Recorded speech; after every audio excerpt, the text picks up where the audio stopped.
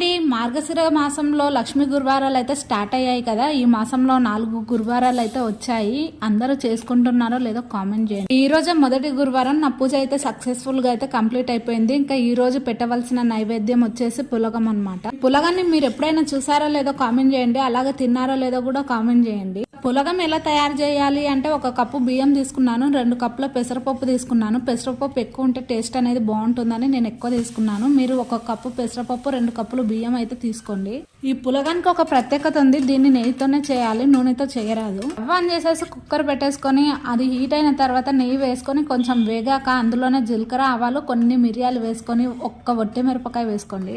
నానబెట్టేసి పెట్టాము కదా బియ్యాన్ని, వాటిని వేసుకొని ఒక్కసారి పెద్ద మంట మీద వేయించాక మనం ఎంత క్వాంటిటీలో వాటర్ తీసుకున్నామో అంతకు డబల్ వేయాలి. కొంచెం ఎసురు మరిగాక ఉప్పు, పసుపు వేసుకొని ఇంకా కుక్కర్ పెట్టేసుకొని 3 విజిల్స్ వచ్చేసాక దించేసుకోవడమే. అంతేనండి, పులగం ప్రసాదం రెడీ. ఉంటాను.